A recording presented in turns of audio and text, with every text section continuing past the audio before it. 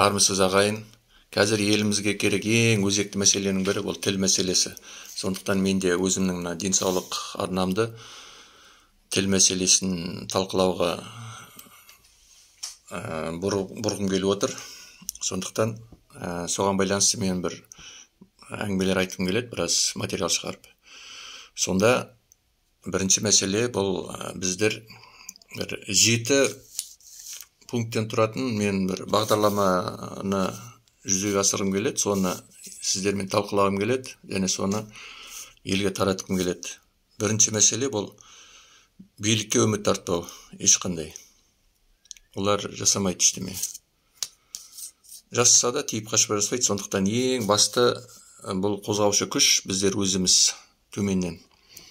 Екінші мәселе бұл термин мәселелері. Біздер ана ұлтқа байланысты айтпауымыз керек тілді. Анандай тіл, мынандай тіл деп. Мемлекеттік тіл және бөтен тіл болды.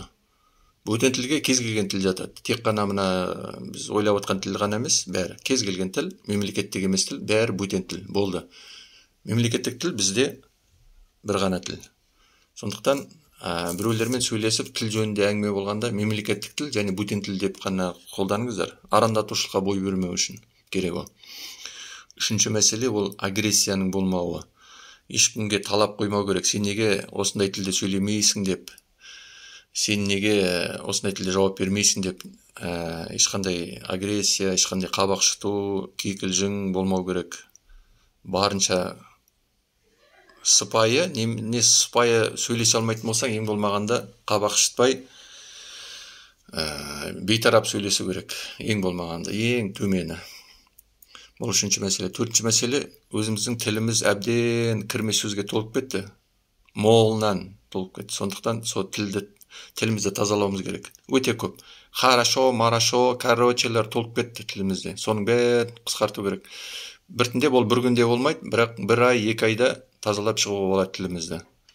Күнде бөтен тілде сөз шығып кеткенде тіліңді тартып отырсаң, қап деп, болмайды деп. Сонда біртіндеп түзейміз. Және өзіңіз ағайындардың арасында үй ішінде сол жерде осының бәрін қолға алып, конкурс қылып сесеңіздер де, мысалға кім бөтен тіл айтып қояды, сол ақша төлейді немесе бір орындайды деген сияқты сондай ойынға кішкене келтіріп болса да, бәрібір қалай болғанда да сол тілімізді тазартуымыз керек.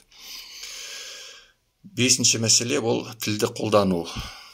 Әрбір терминал, банкоматқа барғанда, мондарға барғанда, банкке барғанда, тағы да бір сондай бір мекемелер барғанда, анда тұрған көмекші қыздар, жігіттер саған номер бергенде, мысалға, тек қана нені бөтен тілде жазады да нелерін. Соны сендер бергізбеңдер, қолдарын тартып, керек емес, мен өзім басам деп, өздеріңіз өзіміздің мемлекеттік тілді таңдап, сонда жазыңдар. Барлық банкоматтарда, егер Каспийде, мысалға, тек қана бірден бөтен тілде тұрады. Тағы да бір жерлерде бар шығар. Каспийде дәл солай, тек бөтен тілде тұрады. Соны сендер ерінбей мемлекеттік тілге аударып, сол мемлекеттік тілде қызмет алыңдар. Және соның бәрін бере беру керек. Неге мына бөтен тілде тұр деп. Оның себебі бар, олар айта алады, өйткені ешкім қолданбайды деп, мемлекеттік тілде. Сондықтан соны қолға алу керек. Қай жерде болмасын, қандай немен құрылғы болмасын, тек мемлекеттік өз тілімізді қолдануға барынша жағдай жасау керек.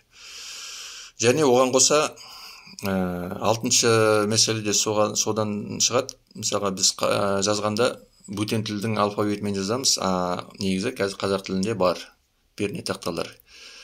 Кейборд, неде шықсаңыздар, Play Marketке немесе App Storeға қазақ кейборд деген шығады. Солар жүктеп алсаңыздар, соның ішінде 42 әріптің бәрі бар. Сонымен жазыңыздар. Және 7-ші мәселе бұл қызмет алмау. Бұл не деген сөз? Мысалға, сіз технодомға барасыз, сулпаққа барасыз. Сонда әсіресе соларды көп істеу керек. Кіресіз, сонда алдыңыздан менеджерлер шығады. Сонда айтасыз, мемлекеттік тілде қызмет көрсете аласыз ба деп, сыпайы түрде. Мысалға, атыңыз кім? Бәленбай. Мемлекеттік тілде қызмет көрсете аласыз ба? Оны көрсете алмайтын болса, онда керек жоқ, рахмет дейсіз де, мемлекеттік тілде көрсететін адам тауып, сонымен ғана сол алындарды итеріп тастай бересіздер. Одан кейін екінші кіреді, екінші сөйтеді, үшінші кіреді, үшінші сөйтеді, содан өздерінен өздеріне кетеді олар жұмыстан. не үйренуге мәжбүр болады. Міне осы қысқаша қазір осы мына 7 мәселе. Сосын ары қарай келесі материалдарда мен әрбір мәселені бөлек-бөлек осы 7 мәселені талқылаймын. Рахмет тыңдағандарыңызға. Ал іске сәт басыңыздар.